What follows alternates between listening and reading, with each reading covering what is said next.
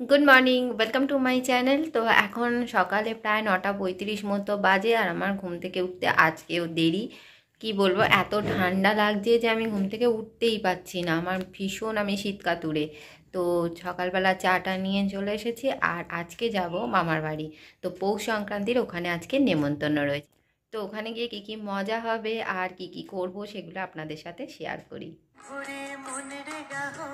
কপিরাইটের ভয়ে গানটা তো আর বেশিক্ষণ শোনাতে পারলাম না, কিন্তু এই গানটা প্রায় দিনই চা খেতে খেতে শুনতে খুব ভাল লাগে। আমি তো স্নান করে রেডি হয়ে গেছি মামার বাড়ি যাব বলে। আর জিনিসপত্র অবশ্য এখনও গোছানো হয়নি, সকালে পড়ানো ছিল, কিছু কাজ ছিল। তো এখন জিনিসগুলো গুছিয়ে নেবো। তার আগে আপনাদের দেখাই আমি কি কি জিনিস নিয়েছি আর কত কি হয়ে গেছে। এই দেখুন কত জিনিস হয়ে গেছে। এই শীতকালে যাওয়া মানেই এক গাদা সোয়েটার, জামা কাপড়, অনেক কিছু কিন্তু নিতে হয়। এখন এগুলো অবশ্য ব্যাগে ঢোকানো হয়নি। চলুন এক এক করে এবার ব্যাগে ঢুকিয়ে নিই এগুলোকে। আমার ব্যাগটা দেখে মনে হয় ঠিক কাবলিওয়ালার ঝোলার মতো, শুধু জিনিস ভরি আর খালি করি। প্রায় দিনই ভাবছি যে একটা ট্রলি ব্যাগ কিনে নেবো।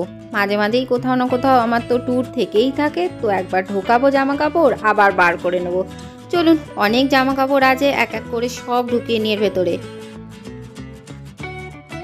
সকাল থেকে প্রচণ্ড শীত করছিল, ভাবতেই পারিনি যে স্নানটাও করতে পারবো। কিন্তু কোনো রকমের স্নানটা করে নিয়ে এখন আবার কিন্তু অতটা ঠান্ডাও লাগছে না। আর ডেফিনেটলি জানেনই তো এই চার্জার তো নিতেই হবে। চলুন, মোটামুটি আমার ব্যাগ গুছানো কমপ্লিট হয়ে গেছে। আর ব্যাগের সাইজটা শুধু একবার দেখুন, এত বড় হয়ে গেছে। বেরিয়ে পড়েছি রাস্তায় আর হাঁটতে হাঁটতে এখানে দেখলাম মাঠে স্পোর্টস হচ্ছে। তো পাড়ারই স্পোর্টস এটা। চলুন, বেশ ভালো লাগছে কিন্তু দেখতে।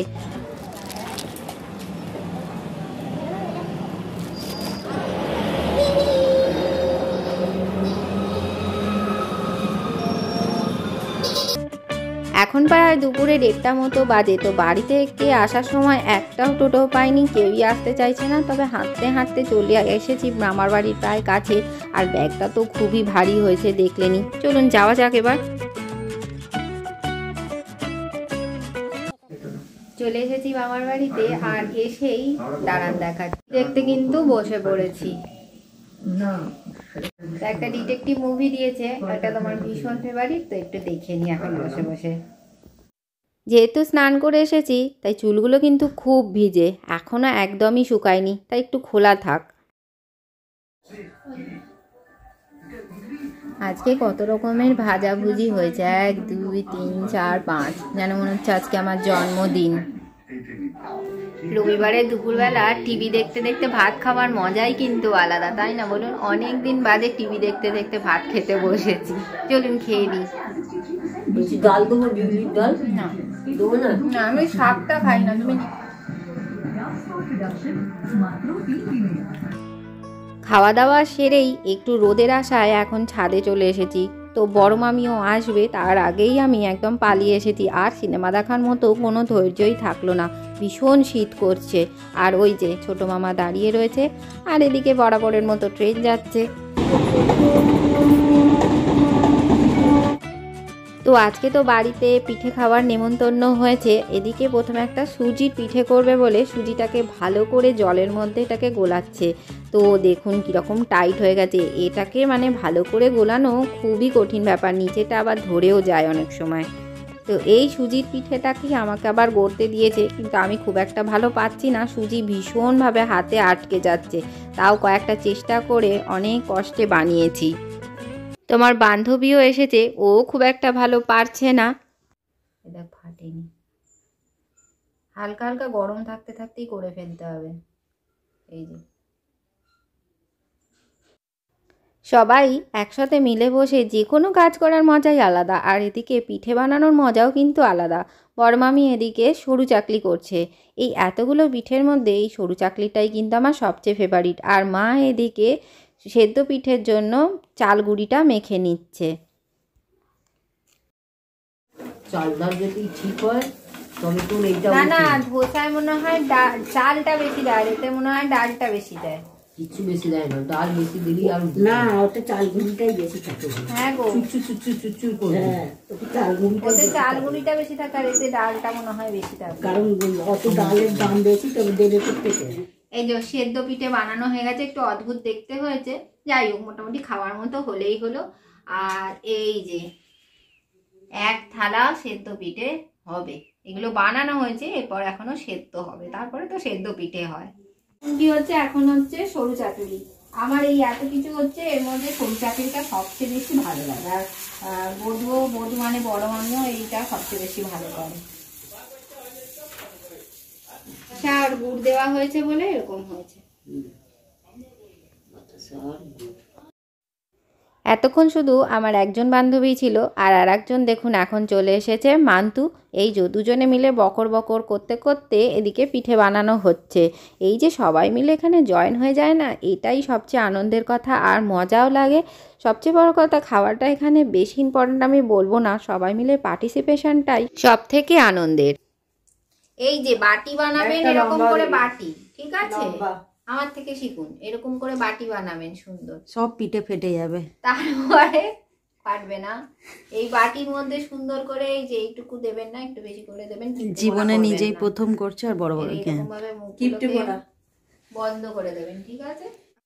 আগের যে এক থালা বানিয়েছিলাম ওটা আমি কিন্তু একা একাই বানিয়েছি। আর এইখানে মান্তু এসে ঠিকমতো করে বানাতে পারছে না বলে ওকে দেখিয়ে দেখিয়েই কিন্তু মজা করে আরো বানানো হচ্ছিল। দুই শিক্ষক যারা প্রথম করতে বসেছে, দুজনেরই অভিজ্ঞতা গোল্লা বানিয়েছে। দেখুন, যেন মনে হচ্ছে জল শঙ্খ।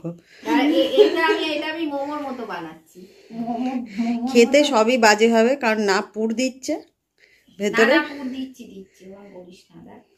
অতখানি পুর এইটুকুতে।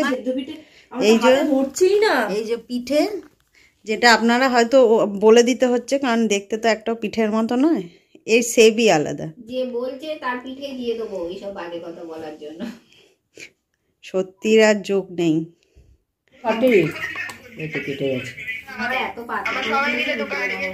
কেন উঠবে না? সাইড দিয়ে খোঁচা দিয়ে উঠে যাবে। তোরটা ধোসা হয়ে গেছে, খুব পাতলা হয়েছে। তুলে দেবো, হয়ে গেছে ভাই। আমরা একবার করে ট্রাই করেছি আর সবার খুব মজা হয়েছে করে। এই সরু চাকরিটা করতে সবাই একবার করে কিন্তু বসে গেছি, বেশ মজা লেগেছে। কিন্তু কিছুটা তো ধোসা টাইপেরই সেটাই। আর এখন বসেছে মান্তু। তা আমার বান্ধবী প্রথমে করেছে আর আমি ওর হয়ে ভিডিও করে দিচ্ছি আবার। আর আমিও করেছিলাম, এখন করছে ও। আর ওই দিকে হচ্ছে সেদ্ধ পিঠে। সরু চাকরি প্রায় শেষের দিকে। আর এই দেখুন আমার মাথা থেকে এই বুদ্ধিটা বেরিয়েছে, বলেছে একটা মুখ করতো। এই যে চোখ মুখ নাক এইসব করা হয়ে গেছে। আর ওই দেখুন আমি আবার ছবি তুলতে ব্যস্ত হয়ে গেছি। দেখতে কিন্তু বেশ ভালো লাগছে। মান্তু বলছে তোরা এইসব কাণ্ড করলি, এটা কি করে ওঠানো যাবে? আমি সরু চাকরি। এটা কি লিজ্জত পাপার নাকি?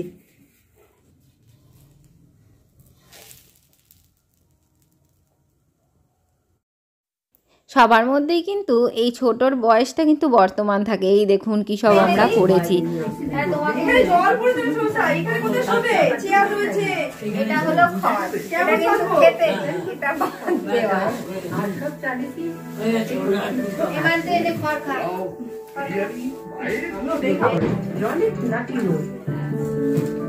তুমি রোজ কত কিছু না তৈরি করো, জানি না কেন বাড়তে বললো বেরিয়ে।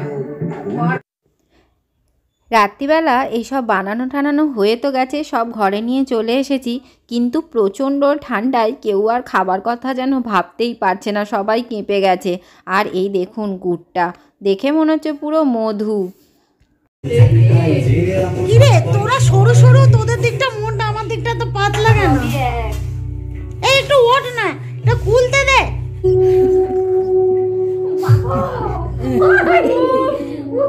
তোদের নাটকটা বন্ধ করে এটা ধর, ব্যাং বিরক্ত লেগে যায়।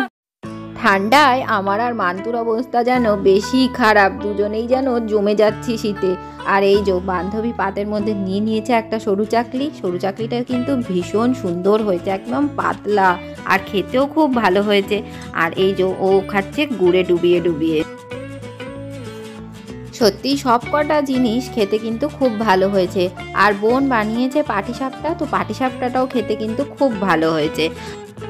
আমি এই সেদ্ধ পিঠে খুব একটা ভালো খাই না, এটাও কিন্তু আজকে খুব ভালো লাগছে খেতে। তো চলুন খাওয়াটা কন্টিনিউ করে নিই। আর আমার ভিডিওটা আজ এ পর্যন্তই। যদি কিছু ভালো লেগে থাকে তবে অবশ্যই লাইক করবেন, কমেন্ট করবেন, শেয়ার করবেন আর আমার ডে উইথ অদিতিস চ্যানেলটাকে সাবস্ক্রাইব করে আমার পাশে থাকবেন। Thank you.